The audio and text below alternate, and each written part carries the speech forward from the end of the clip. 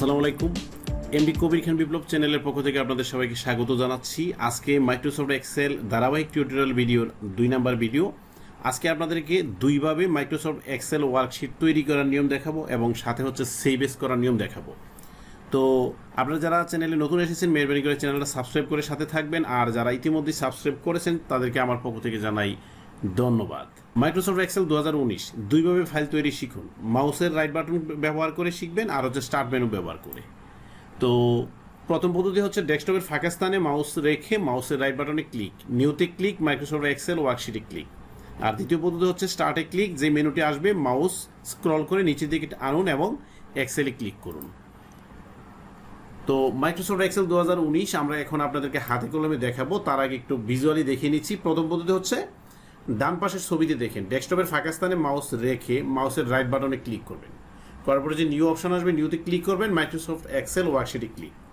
যখন ক্লিক করবেন করার পরে আপনার এইরকম একটা অপশন আসবে। প্রথমে যে ছবিটা বাম পাশে দেখেন আপনার নাম লেখার জন্য অপশন চলে আসবে। আপনি নিউতে ক্লিক করার পরে উপরের বক্সের মধ্যে দেখাবে যে নামে ফাইলটা সেভ করতে চান সেই নামটা লিখবেন এবং লিখার পরে কি হয় ডান পাশের ছবিতে দেখেন আমি কবির নামে ফাইলটা সেভ করলাম। সেভ করার পর এই ডান পাশের ছবিটার মতো দেখাবে। আর দ্বিতীয় পদ্ধতি হচ্ছে আপনি স্টার্টে ক্লিক করবেন, যেই মেনুটা আসবে এটা স্ক্রল করে নিচের দিকে আনবেন এবং এক্সেল নামক লেখার মধ্যে ক্লিক করবেন। এক্সেল নামক লেখার মধ্যে যখন ক্লিক করবেন তখন আপনার এই ধরনের একটা বক্স চলে আসবে। আপনি উপরে লাল বর্ডারে দেখানো ব্ল্যাঙ্ক ওয়ার্কবুকে ক্লিক করবেন। যখন ব্ল্যাঙ্ক ওয়ার্কবুকে ক্লিক করবেন করার পর আপনার এই ধরনের একটা পর্দা আসবে। এখান থেকে লাল যেই বর্ডারের মধ্যে দেখানো যেই অপশনটা আপনারা দেখতেছেন এটাকে সেভ এর স্ট্যান্ডার্ড বার বলা হয়। আপনি এই অপশনের মধ্যে ক্লিক করবেন।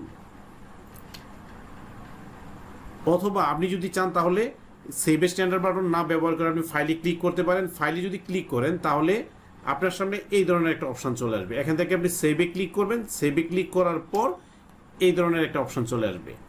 এখান থেকে আপনি দিস পিসি অথবা ব্রাউজ লাল বর্ডার করা যে কোনো একটা অপশন ব্যবহার করতে পারেন। তো যে কোনো একটা অপশনে আপনি যখন ক্লিক করবেন ক্লিক করার পর এই ধরনের অবস্থান চলে আসবে।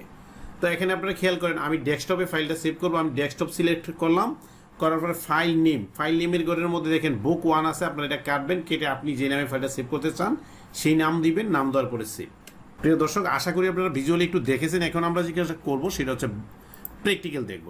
তো প্র্যাকটিক্যাল দেখলে আমরা প্রথমে দেখছি হচ্ছে আপনার ডেস্কটপের ফাঁকা স্থানের মধ্যে মাউস পয়েন্টার রাখলাম, রাখার পর নিউ থেকে হচ্ছে আপনার মাইক্রোসফট ওয়ার্কশিট ক্লিক করলাম। করার পর আপনারা দেখেন আমি যেভাবে দেখিয়েছিলাম যে নাম লেখার জন্য চলে আসছে। এখানে আপনারা আর কিচ্ছু করবেন না, জাস্ট হচ্ছে কিবোর্ডে হাত দিয়ে টাইপ করা শুরু করবেন। আমি আবারও টাইপ করা শুরু করলাম KABIR কবির। নাম লেখা শেষ, কিবোর্ড থেকে আমি 2বার এন্টার চাপলাম, চাপার কারণে ফাইলটা ওপেন হয়ে যাবে। ফাইলটা ওপেন হয়ে গেছে। তো এটা হচ্ছে একটা পদ্ধতি। আর দ্বিতীয় যে পদ্ধতিটা সেটা হচ্ছে আমি এই ফাইলটা কেটে দিলাম। কেমন? তো দ্বিতীয় যে পদ্ধতিটা সেটা হচ্ছে আমি স্টার্টে ক্লিক করব। তো স্টার্ট কিন্তু লিখা নেই। আপনার ল্যাপটপ হোক আর ডেস্কটপ হোক, কম্পিউটারের বাম পাশে যেই উইন্ডোজের লোগোটা আছে সেইটাই এখন স্টার্ট বাটন হিসাবে ব্যবহার করা হয়। আপনি স্টার্ট বাটনে ক্লিক করলেন, করার পর এই ইয়াটা আসবে, মেনু বারটা আসবে। এখান থেকে আপনি মাউসটা স্ক্রল করে মানে নিচের দিকে টানবেন, টানলে দেখেন লিখেছে এক্সেলে ক্লিক করলাম, করার পরে এইভাবে ওপেন হবে। এইভাবে ওপেন হওয়ার পর আমরা যে কাজটা করবো সেটা হচ্ছে ব্ল্যাঙ্ক ওয়ার্কবুকে ক্লিক করবো। কেমন? ব্ল্যাঙ্ক ওয়ার্কবুকে ক্লিক করার পর আপনাদেরকে দেখিয়েছিলাম যে কোনার যেই সেভ এজের স্ট্যান্ডার্ড বাটন আছে সেটার মধ্যে ক্লিক করব। সেভ বাটন স্ট্যান্ডার্ড বাটনের মধ্যে ক্লিক করার পর আপনার এই যে বুক নামক লেখাটা আসছে এখানে KABIR কবি লিখলাম। লিখার পরে আপনারা লক্ষ্য করেন এখানে এই জায়গার মধ্যে হচ্ছে ডকুমেন্ট। এই ফাইলটা কোথায় সেভ হবে? ডকুমেন্টসের মধ্যে। ডকুমেন্টস থাকে সি ড্রাইভের মধ্যে। কেমন? আর আপনি যদি চান যে না আপনি আপনার নির্দিষ্ট জায়গায় সেভ করতে চান তাহলে হচ্ছে এই মোর অপশনে ক্লিক করবেন। মোর অপশনে ক্লিক করার পরে এই ধরনের অপশন চলে আসবে। এখান থেকে দিস পিসি ব্রাউজ আপনি যে কোনো জায়গায় সেভ করতে পারেন। মনে করেন আমি ব্রাউজে ক্লিক করলাম। তো করার পরে আপনি ডেস্কটপে গিয়ে আবারও লিখলেন KABIR কবির। লিখার পরে এই যে আপনার ডান পাশে দেখেন সেভে ক্লিক করে দিলেন। তো আমরা এটা কেটে দিলাম। দেখেন আপনার ডেস্কটপের মধ্যে কবির নামে একটা ফাইল কিন্তু এই যে তৈরি হয়ে গেছে। তো আমি এটা আবারও মুছে দিলাম। মুছে দেওয়ার পর এখন যে কাজটা করবো আপনাদের ওই নিয়মটা, স্টার্টে ক্লিক করলাম। স্টার্টে ক্লিক করার পর স্ক্রল টেনে নিচে আনলাম, এক্সেলের মধ্যে ক্লিক করলাম। তো এক্সেলের মধ্যে ক্লিক করার পর ব্ল্যাঙ্ক ওয়ার্কবুক, সেখান থেকে ফাইলে ক্লিক করব। প্রথমে দেখছি আপনার স্ট্যান্ডার্ড বাটন বার ব্যবহার করে সেভ করার নিয়ম। কেমন?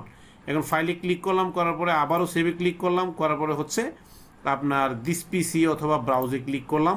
তো করার পরে ডেস্কটপ থেকে ফাইল সেভ করে দিব, নাম দিব, দেওয়ার পরে সেভ।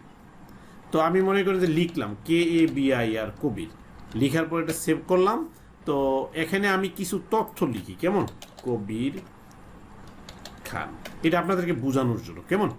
তো লিখার পরে যে বিষয়টা হয়েছে এটা হচ্ছে ফাইলটা।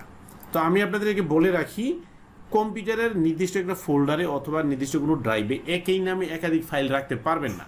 যেমন আপনার এখানে কবির নামে একটা ফাইল আছে, আমি যদি আবারও চাই যে এক্সেলের আরেকটা ফাইল আমি কবির নামে রাখবো, রাখা যাবে না। প্রমাণ হচ্ছে নিউতে ক্লিক করলাম, মাইক্রোসফট এক্সেল আছে। তো আমি আবারও লিখলাম KABIR, লিখার পরে দেখেন আমি এন্টার দিলাম, কি আসছে, do you want to rename new Microsoft Excel worksheet, মানে আমি এটাকে রিনেম করতে চাই কিনা, না আমি চাই না, তার মানে এই নামে আর সেভ করা যাবে না। তো আমি কেটে দিলাম, এটা কিন্তু আর সেভ হয় না। আবার আমি যদি চাই তাহলে জিজ্ঞাসা করবো আপনার KABIR কবির 01 দিয়ে দিলাম, এখন কিন্তু নিবে, লক্ষ্য করে নিছে। অথবা আপনি বর্ণ ক্যাপিটাল স্মল মিলিয়ে করতে পারেন, মানে হুবহু একই নামে ফাইল নিবে না। তো প্রিয় দর্শক, আজকে আমরা দেখলাম হচ্ছে মাইক্রোসফট এক্সেল ওয়ার্কশিট দুইভাবে ক্রিয়েট করার নিয়ম দেখলাম, আর হচ্ছে সেভ এস করার নিয়ম দেখলাম, কেমন। তো ইনশাল্লাহ আমরা ধারাবাহিকভাবে টিউটোরিয়ালগুলো দেখবো, সাথেই থাকবেন।